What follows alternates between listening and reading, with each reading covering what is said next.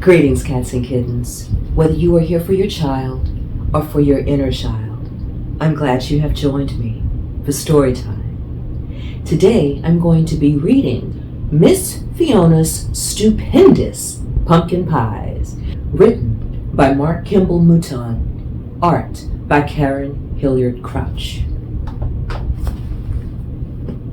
So I want you guys to sit back or lie down. Either way, enjoy the story. Let me show y'all how cool this book is. Grown-ups. Grown-ups. Look. It's like an album. This is so cool. Okay. Shall we begin? Down past the spooky graveyard and across the stubbled fields, there lies a big old haunted house where all the paint has peeled. The shutters on the windows hang crooked, if at all. The roof is in such bad repair, it looks as if it's about to fall. There's a stone wall in the side yard and a crooked picket fence. An old barn sits behind the house that isn't worth 2 cents. In the garden there's a scarecrow with his stuffing falling out. And everywhere you look you see stray cats lying about. This house appears deserted, but it is still occupied, although some believe its occupants can disappear and fly. The old spinster Fiona lives here with all her cats. A horse, a cow live in the barn, along with several bats. Now, legend says Fiona is 400 years and 3, though she never looked much older than 200 years to me. She walks a bit stooped over and wears a long black dress, and underneath her pointy hat, her hair's a stringy mess. One eye is larger than the other, there's a big wart on her nose, and on her feet are bright red shoes with doodads on their toes. I like doodads. Some folks think she's kooky, dressed like a witch on Halloween, but that just proves appearances aren't always what they seem. For she keeps a tidy garden with a good-sized pumpkin patch, and every Halloween she serves fresh pumpkin pies from scratch. Sometime in late October, Miss Fiona starts her yield and brings in all her pumpkins from her big old pumpkin field. Pumpkins line her window sills, and pumpkins line her floor. She has so many pumpkins, some come rolling out the door. She keeps pumpkins in her attic and some in her woodshed. There are even some who tell you she keeps pumpkins in her bed. Then the day of Halloween, and not one day before, Fiona gathers all her pumpkins and begins her yearly chore. She hangs a cauldron on the fire to bubble and to boil. She chops and peels and rolls and stirs in a frenzied baking toil. Now and then she'll cackle as she checks her recipe. Then she'll peek over her shoulder to make sure no one sees. For her ingredients are secret, but as she sets each pie to cool, the spicy scent that fills the air makes everybody drool. No matter how you beg and plead, Fiona holds her ground. Not one piece of pie is served till midnight rolls around.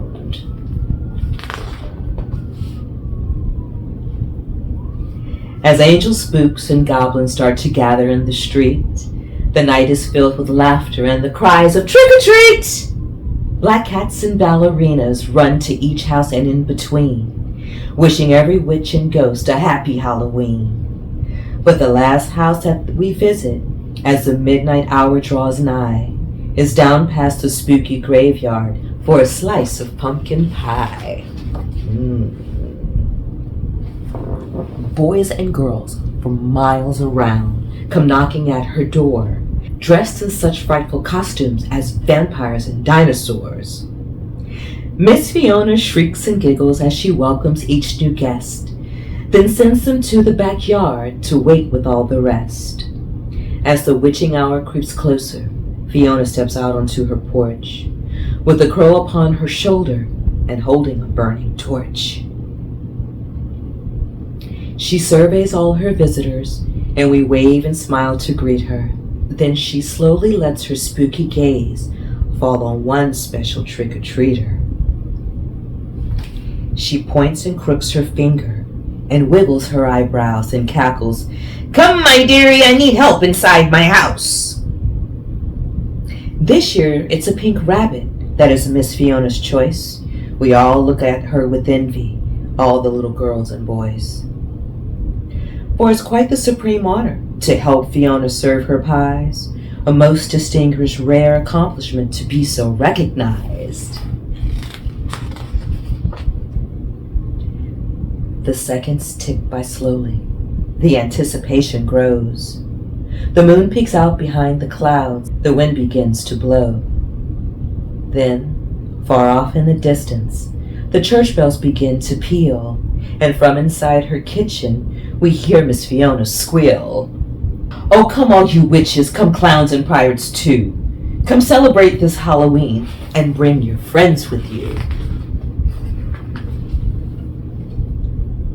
With that, Fiona's helper throws the front door open wide and beckons every girl and boy to come and step inside.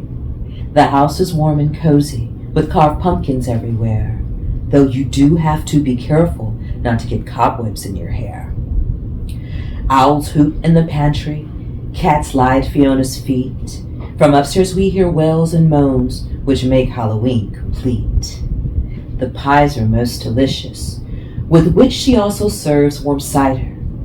Then she passes out souvenir rings in the shape of creepy spiders. And after every one of us has had cider and been fed, she tells us spooky stories that make our eyes pop from our head.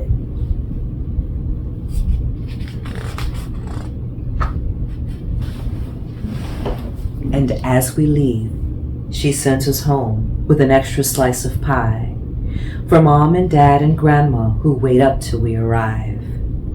Most folks are very curious about Fiona and her ways, but mostly it's her pumpkin pies we talk about for days.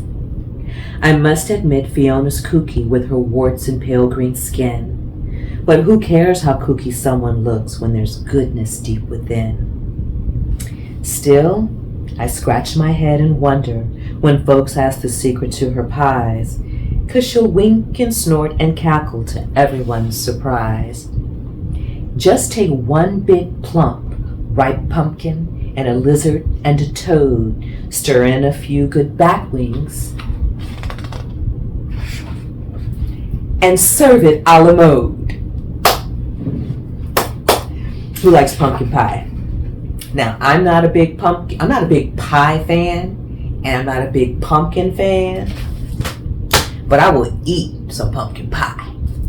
Halloween is always so much fun. Getting dressed up, being scared just a teeny bit, or a lot of it, eating candy until our stomach hurts. So much fun. But the illustrations in this book were phenomenal, didn't you think? I thought they were fantastic. Just in the colors. Oh, it was so good. Well, I hope you guys enjoyed that as much as I did. If you didn't, I'm sorry. Sorry. Maybe next time. I want you guys to enjoy the rest of your day, or your evening, your week, or your weekend. And I'll see you next time on Libby's Lullabies. Cheers.